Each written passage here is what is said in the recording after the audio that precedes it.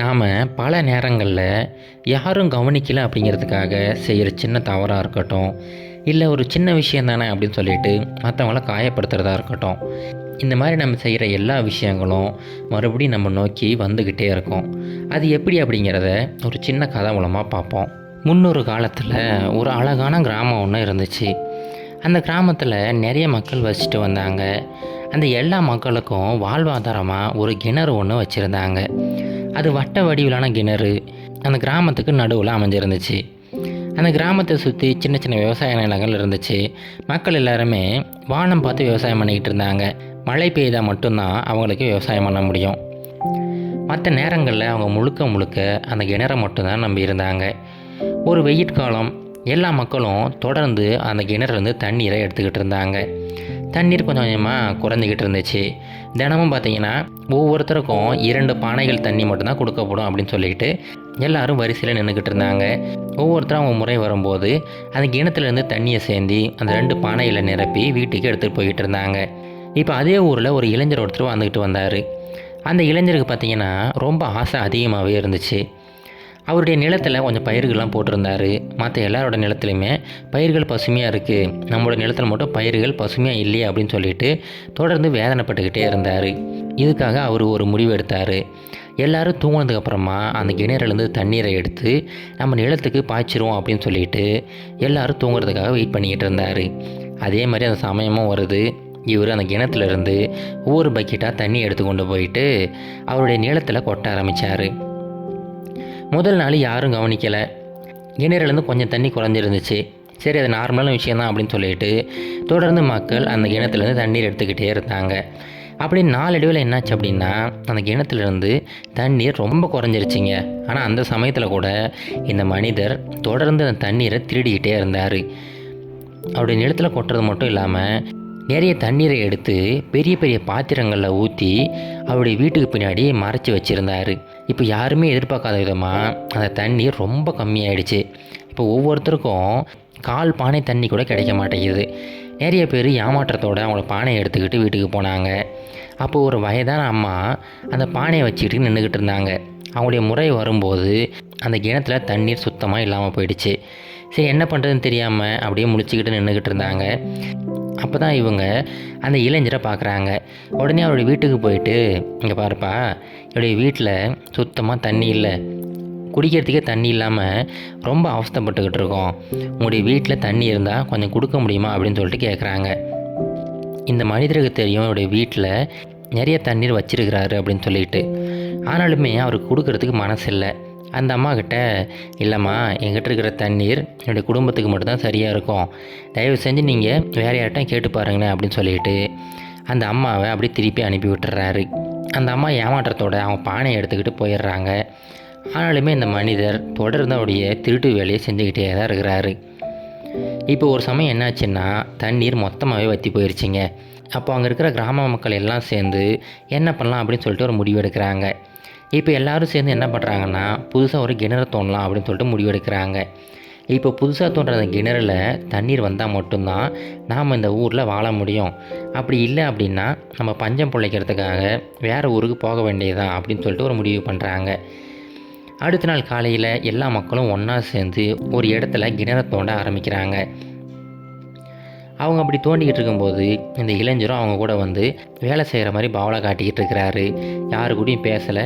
அவர் பாட்டுக்கு பொறுமையாக வேலை செஞ்சுக்கிட்டே இருக்கிறாரு. கிட்டத்தட்ட 10 அடி 20 அடி வரைக்கும் தோண்டிட்டாங்க. ஆனால் தண்ணீர் இருக்கிறதுக்கான அடையாளம் கூட தெரியலை.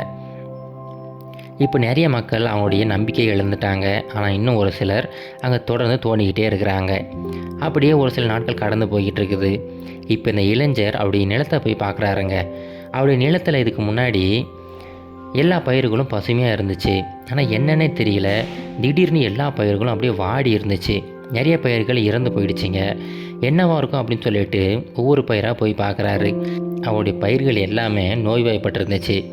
தண்ணி ரொம்ப குறைவாக அவர் கொடுக்கறதுனால அந்த நோயை எதிர்த்து போராட முடியாமல் எல்லா பயிர்களுமே இறந்து போயிடுச்சிங்க.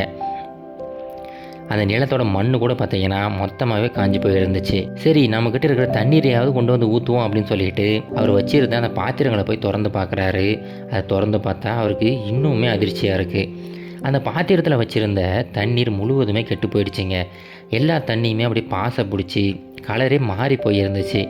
இந்த தண்ணீர் குடிக்கிறதுக்கு மட்டும் கிடையாதுங்க, அந்த பாசனத்துக்கு கூட பயன்படுத்த முடியாத அளவுக்கு அந்த தண்ணீர் முழுவதுமே கெட்டு போயிடுச்சு. இப்போ தான் அந்த இளைஞருக்கு தோணுது, இவ்வளோ நாட்களாக அந்த கிராம மக்களை ஏமாற்றி நிறைய தண்ணீரை சேகரித்து வச்சுருந்தார். சேகரித்தது மட்டும் இல்லாமல் அங்கே இருக்கிற அவருடைய நிலத்துக்குமே பயன்படுத்திக்கிட்டு இருந்தார்.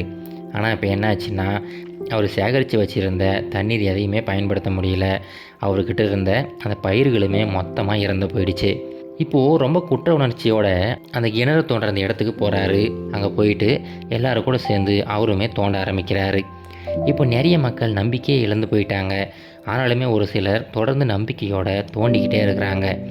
அப்போ திடீர்னு ஒரு மனிதர் ஒரு விஷயத்தை நோட் பண்ணுறாரு. அவங்க தோண்டிக்கிட்டே இருக்கும்போது ஒரு இடத்துல தரை கொஞ்சம் ஈரப்பதமாக இருக்குது. உடனே நம்பிக்கையோட அந்த இடத்த மறுபடியும் தோண்டிக்கிட்டே இருக்கிறாங்க. கொஞ்ச நேரத்தில் உள்ளே இருந்து தண்ணீர் பீறிட்டுக்கிட்டு வெளியில் வருதுங்க. அதை பார்த்த எல்லாருக்குமே ரொம்ப மகிழ்ச்சி. நிறைய பேர் கண்ணீர் விட்டு அப்படியே அழ ஆரம்பிச்சிட்டாங்க. சரி, எப்படியோ கடவுள் வந்து நமக்கு கருணை காட்டிட்டாரு, இதுக்கப்புறம் நம்ம இந்த ஊரை விட்டு போக தேவையில்லை அப்படின்னு சொல்லிட்டு அந்த இடத்துல புதுசாக ஒரு கிணறை உருவாக்கிட்டாங்க. இப்போ அந்த கிணத்துலேருந்து தூய்மையான தண்ணீரை எல்லா மக்களும் பயன்படுத்திக்கிட்டு இருக்கிறாங்க. இப்போ அந்த இளைஞர் அங்கே போகிறாரு. எல்லா மக்கள் முன்னிலையிலுமே ஒரு விஷயத்த சொல்கிறாரு. இங்கே பாருங்கப்பா, இங்கே எல்லாரும் என்னை வந்து மன்னிச்சிடுங்க. ஏன்னா இதுக்கு முன்னாடி ஒரு பழைய கிணறு இருந்துச்சு பார்த்தீங்களா, அந்த கிணத்துலேருந்து நான் தொடர்ந்து தண்ணீரை திருடிக்கிட்டே இருந்தேன். அந்த தண்ணீரை பயன்படுத்தி தான் என்னுடைய பயிர்களை வளர்த்துக்கிட்டு இருந்தேன். ஆனால் இப்போ என்னாச்சு அப்படின்னா, என்னுடைய பயிர்கள் மொத்தமாகவே நாசமாகிடுச்சு. என்கிட்ட இருந்த தண்ணீருமே மொத்தமாக கெட்டு போயிடுச்சு. நான் செஞ்ச பாவத்துக்கான தண்டனையை நான் அனுபவிச்சிட்டேன். தயவு செஞ்சு என்னை மன்னிச்சிடுங்க அப்படின்னு சொல்லிட்டு எல்லார் முன்னிலையிலையும் மன்னிப்பு கேட்குறாரு. அப்போ ஒரு சிலர் கோவப்படுறாங்க. ஆனாலுமே ஒரு சிலர் சரி பரவாயில்ல விடுங்கப்பா, அந்த மனிதர் செஞ்ச தவறுக்கு கடவுளாகவே அவருக்கு தண்டனை கொடுத்துட்டாரு, இதுக்கப்புறம் நாம் யார் அவரை தண்டிக்கிறதுக்கு, தயவு செஞ்சு அவரை விட்டுருங்க அப்படின்னு சொல்லிட்டு எல்லோரும் சேர்ந்து சமாதானப்படுத்துகிறாங்க. அதுக்கப்புறம் அந்த வயதான அம்மா இருக்காங்க பார்த்தீங்களா, அவங்க கொஞ்சம் தூய்மையான தண்ணீரை எடுத்துகிட்டு வந்து இந்த மனிதர்கிட்ட கொடுத்து, சரிப்பா அந்த தண்ணீரை குடி அப்படின்னு சொல்லிட்டு அந்த மனிதரை ஆசுவாசப்படுத்துகிறாங்க. அந்த மனிதர் செஞ்ச தவறை நினச்சி வெட்கி தலை குனிஞ்சு நின்றுக்கிட்டு இருக்கிறாருங்க. இப்போது அந்த கதையில் வந்து அந்த இளைஞர் போல தாங்க நம்முடைய வாழ்க்கையிலுமே யாரும் கவனிக்கலை, யாரும் பார்க்கல அப்படிங்கிறதுக்காக நாம் ஒரு சில தவறுகளை செய்வோம். ஆனால் உண்மையிலேயே நாம் என்ன தவறு செஞ்சாலும் சரி, நாம் யாரை காயப்படுத்தினாலும் சரி, அது ஒரு பூமரங்க மாதிரி மறுபடியும் நம்ம நோக்கி வரும்.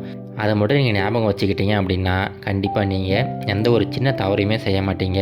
யார் பார்த்தாலும் சரி, பார்க்கலனாலும் சரி, நீங்கள் ரொம்ப நேர்மையாக வாழ ஆரம்பிச்சிடுவீங்க. இது கரேஜ் டு மோட்டிவேஷன் கதைகள்.